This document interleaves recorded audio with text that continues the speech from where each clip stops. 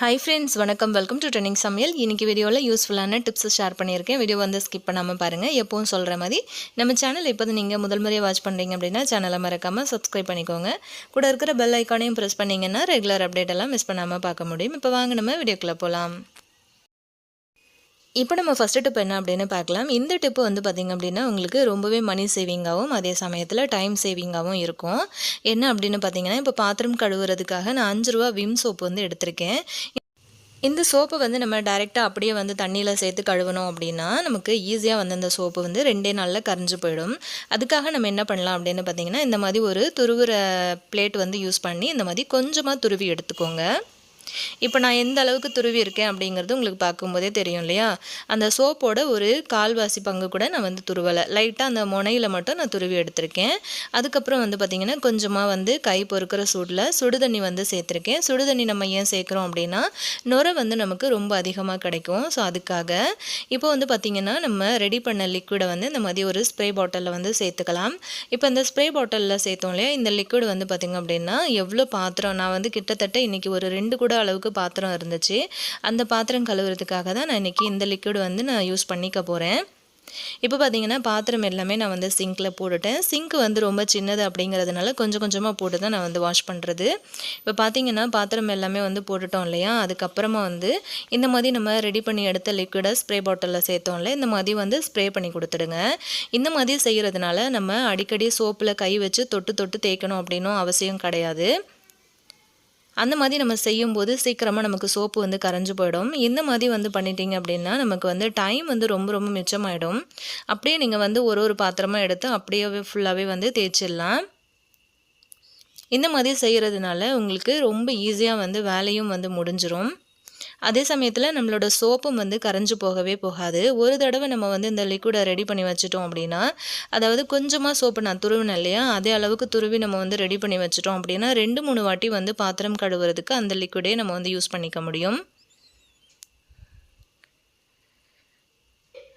பாருங்கள் எந்த அளவுக்கு வந்து ஈஸியாக நம்ம வந்து அந்த லிக்விட் ரெடி பண்ணி சூப்பராக நம்ம பாத்திரம் கழுவிட்டோம். நான் இப்போ வந்து சொன்ன டிப்பு வந்து பார்த்திங்க அப்படின்னா, சோப்பு யூஸ் பண்ணுறவங்களுக்கு நீங்கள் வந்து லிக்விடு தான் நீங்கள் வந்து யூஸ் பண்ணுறீங்க அப்படின்னாலும் ஒரே ஒரு ஸ்பூன் லிக்விடு மட்டும் எடுத்துக்கிட்டு நீங்கள் ஒரு டம்ளர் தண்ணி சேர்த்து நல்லா மிக்ஸ் பண்ணிவிட்டு இதே மாதிரி செஞ்சீங்க அப்படின்னா உங்களோட லிக்விடு கூட உங்களுக்கு வந்து செலவாகவே ஆகாது.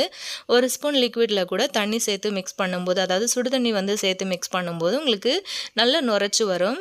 பாத்திரமும் வந்து நிறைய நம்ம வந்து வாஷ் பண்ண முடியும். பாருங்கள், நம்ம வந்து வாஷ் பண்ணினதுக்கப்புறம் கூட இந்த அளவுக்கு வந்து லிக்விடாக எனக்கு வந்து மீதி இருக்குது. இது இன்னும் ஒரு 4 தடவை வந்து பாத்திரம் கழுவுறதுக்கு கூட நம்ம வந்து யூஸ் பண்ணிக்க முடியும்.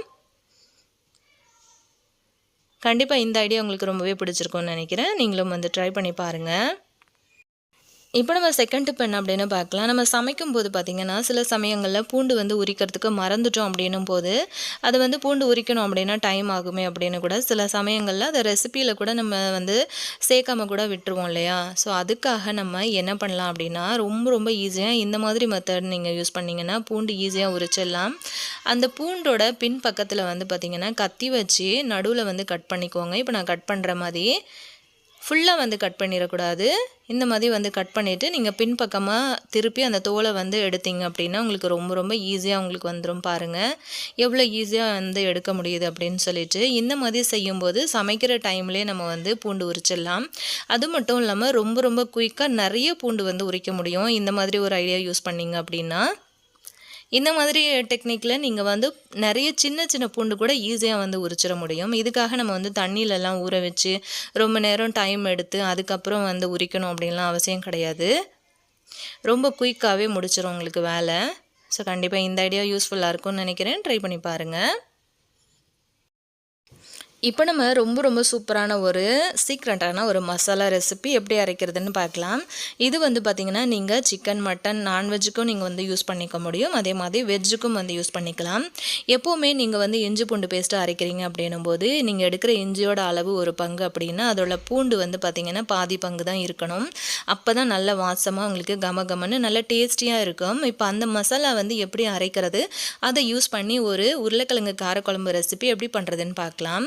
இஞ்சி வந்து சேர்த்து நசுக்கினதுக்கப்புறமா நீங்கள் ஒரு பச்சை மிளகாய் சேர்த்துக்கோங்க. அதையும் நசுக்கினதுக்கப்புறம் 2 கிராம்பு, ஒரு சின்ன துண்டு பட்டை சேர்த்துக்கோங்க. அது கூடவே ஒரு 1/2 ஸ்பூன் சோம்பு சேர்த்துக்கோங்க.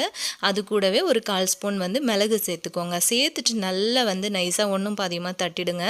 அதுக்கப்புறம் கொஞ்சமாக நம்ம எடுத்து வச்சோம் இல்லையா பூண்டு, அதையும் சேர்த்து நல்லா உடச்சி விட்டுருங்க. இந்த மாதிரி பூண்டு வந்து பார்த்திங்க அப்படின்னா நல்ல நைஸான பேஸ்ட் மாதிரி வந்து இடிக்கக்கூடாது. ஒன்றும் பாதியமாக பூண்டு வந்து பார்க்கும்போது நல்லா தெரியும். இந்த மசாலா நீங்கள் வந்து ப்ரிப்பேர் பண்ண ஆரம்பித்த உடனே நல்லா கமகமன்னு உங்களுக்கு வந்து வாசனை வரும். இந்த மசாலா வந்து யூஸ் பண்ணி நம்ம வந்து காரக்குழம்பு, அதாவது வெஜிடபிள் யூஸ் பண்ணியும் குழம்பு வைக்கலாம். நீங்கள் வந்து நான்வெஜ் ரெசிபீஸ் கூட வந்து யூஸ் பண்ணிக்கலாம். ரொம்ப ரொம்ப டேஸ்டியாக அந்த வாசமே உங்களுக்கு வந்து தனியாகவே இருக்கும். இப்போ இந்த மசாலா வந்து ரெடி ஆகிடுச்சு இல்லையா? இப்போ நம்ம குழம்பு வைக்க ஆரம்பிச்சிடலாம். கொஞ்சமாக வந்து ஆயில் காஞ்சதுக்கப்புறமா கடுகு, சீரகம் சேர்த்துருக்கேன். கொஞ்சம் வந்து பூண்டு, ஒரு கைப்பிடி அளவுக்கு பூண்டு சேர்த்துருக்கேன். ஒரு பெரிய வெங்காயம், ஒரு கொத்து கருவேப்பிலை வந்து சேர்த்துட்டு நல்லா அந்த மாதிரி வதக்கி விடுங்க. இப்போ இந்த வெங்காயம் வதங்குற அளவுக்கு தேவையான அளவுக்கு உப்பு, மஞ்சத்தூள் வந்து சேர்த்துக்கலாம். சேர்த்து வெங்காயம் வந்து ஒரு பாதி அளவுக்கு வதங்கினதுக்கப்புறம் ஒரு 2 சின்ன தக்காளி வந்து கட் பண்ணி வச்சுருந்தேன், அதையும் வந்து சேர்த்துக்கலாம்.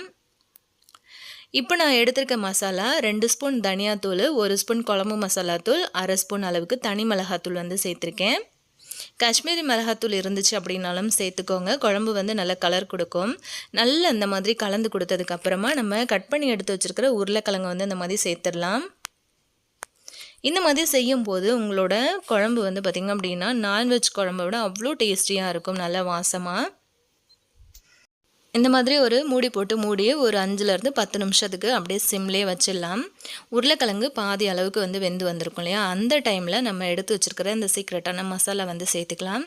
சேர்த்துட்டு இந்த மாதிரி கலந்து கொடுத்துருங்க.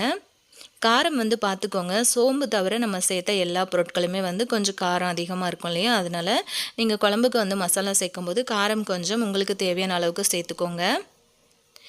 இந்த மாதிரி மூடி வச்சு கொஞ்சம் நேரம் வேக விட்டுருங்க. நல்லா வெந்ததுக்கப்புறம் குழம்புக்கு தேவையான அளவுக்கு தண்ணி வச்சுருங்க.